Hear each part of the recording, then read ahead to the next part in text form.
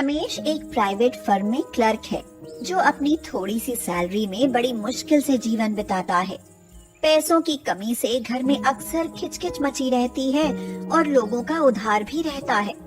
घर में उसकी माँ विमला, पिता श्यामलाल और छोटा भाई जतिन है। विमला की पीठ और गर्दन में अक्सर दर्द रहता है, जिससे महीने में बहुत से रुपए डॉक्टर के यहाँ चले जाते हैं। अब रमेश की शादी हो गई है और उसकी पत्नी निशा भी आ गई है। सुनो रमेश, यह बहू पढ़ी लिखी है, हमारे घर की तंगहाली के बारे में उसे पता नहीं है। जाओ कुछ रुपए किसी से और उधार ले लो, थोड़ा ढंग से खर्च हो, फिर आगे जो होगा देखा जाएगा। ठीक है माँ, मैं अपने दोस्त से रुपए ले आता हूँ।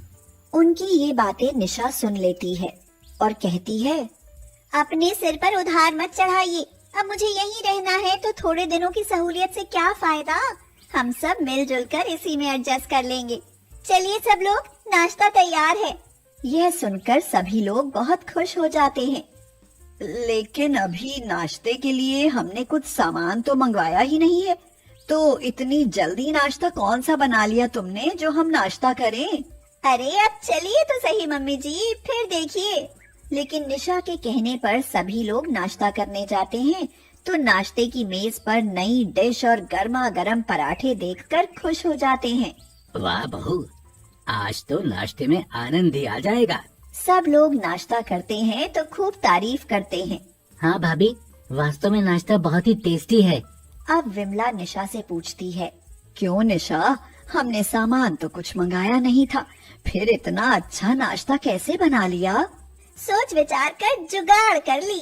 कल किचन की सफाई की तो डिब्बों में थोड़ी थोड़ी सी चीजें बची पड़ी थी, वो किसी काम की नहीं थी। किसी में थोड़ा सा बेसन, किसी में थोड़ी सी सूजी, किसी में थोड़ा सा अरारोट, इनको मिक्स करके यूज किया। रात की फूल गोभी मटर की सब्जी रखी हुई थी, वह भरने के काम आ गई।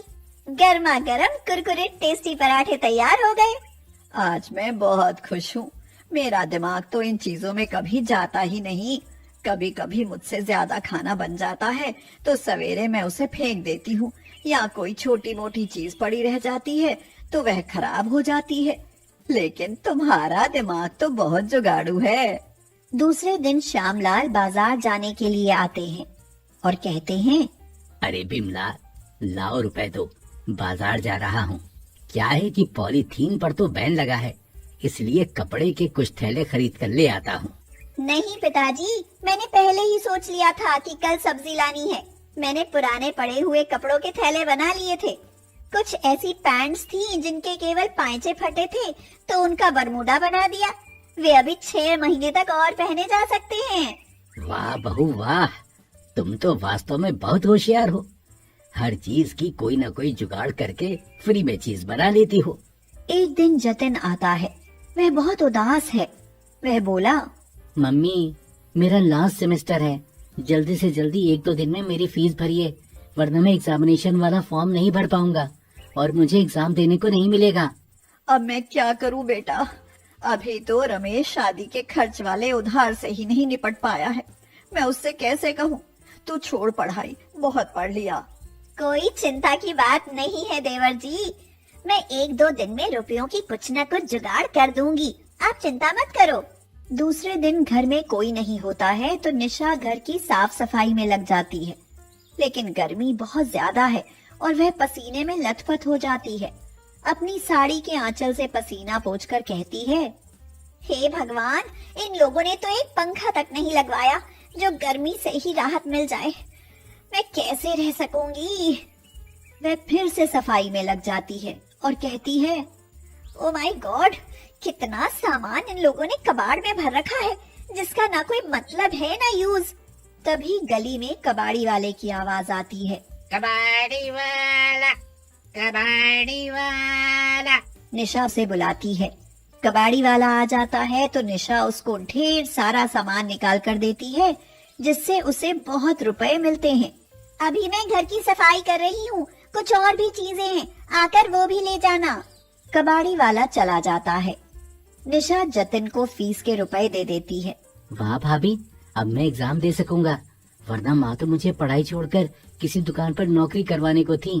उसके बाद जब विमला लौटकर घर में आती है तो कहती है, बहू, आज घर बहुत साफ सुथरा लग रहा है। हाँ मम्मी जी, घर की मैंने आज सफाई की है। तब तक बाहर से श्यामलाल आते हैं और कहते हैं, बहू, स्टोर रूम में फावड़ा पड़ा था, वो मुझे ढूंढ कर दे दो, मुझे जमीन खोदनी है, कुछ नए पौधे लाया हूँ, लगाऊंगा। लेकिन पिताजी, वह तो कबाड़ी वाला ले गया। क्या? हाँ पिताजी, मैंने सोचा कि वह बेकार है। उसमें डंडे की तरफ फावड़ा टूटा हुआ था। जोर से फावड़ा चलाने पर कभी भी चोट लग सकती थी। ये बात तो मैंने कभी सोची ही नहीं। चलो कोई बात नहीं, मैं खुरपी से ही काम चला लूंगा। श्यामलाल चले गए। शाम को बिजली चली गई तो विमला छोटी चारपाई ढूंढने लगी। जब कभी बहुत गर्मी होती थी और लाइट नहीं आती थी तो वह छत पर डालने के लिए उस चारपाई को ले जाती थी। मेरी चारपाई नहीं दिख रही है, क्या तुम्हें पता है बहू?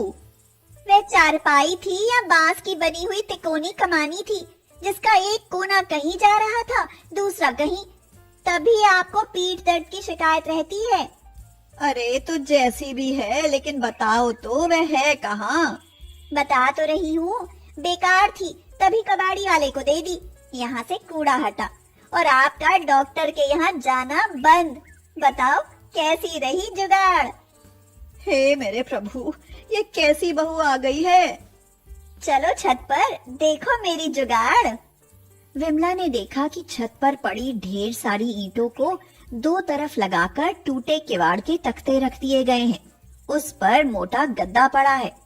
विमला उस जुगाड़ू बिस्तर पर रात भर आराम से सोई। सवेरे उठी तो उसकी पीठ में दर्द भी कम था। निशा की इस बिक्री से रमेश को भी बहुत गुस्सा आया, क्योंकि उसकी किताबों की अलमारी गायब थी। हालांकि वो टूटी थी, उसमें चूहे घुस जाते थे, लेकिन काम तो देती थी।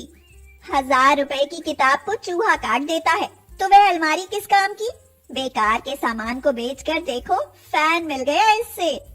उसी तरह से जतिन के जिम के पुराने सारे उपकरण उसने बेच डाले। जतिन का कहना था कि उनमें थोड़ी बहुत टूट फूट होती थी तो वह संभाल लेता था। अभी तुम्हारी पढ़ाई जरूरी थी, जिम तुम मंथली ज्वाइन कर सकते हो। पैसे कौन देगा? वो मैंने जुगाड़ कर दिया है। कृष्णा कॉलोनी से मेरी मौसेरी बहन के बच्चे आया करेंगे पढ़ने। उन्हें ट्यूशन देकर तुम अपना जेब खर्च निकाल सकते हो। जतिन खुश हो गया। तभी श्यामलाल को कुछ याद आया। उन्होंने पूछा, बहू, मेरी एक बहुत ही प्रिय चीज थी, हारमोनियम, उसे तो नहीं बेचा? अब सबकी नजरें निशा के चेहरे की तरफ जम गईं। हाँ, तो वह हारमोनियम कौन से काम की चीज थी? उसमें सिवाय रे रे पे पे के अलावा कोई आवाज निकलती भी नहीं थी। निशा ने उसे जरूर बेच दिया होगा। नहीं पिताजी, वह हारमोनियम मैंने बेचा नहीं है, लेकिन उसकी एक जुगाड़ कर दी है। क्या? अब उसकी क्या जुगाड़ होगी?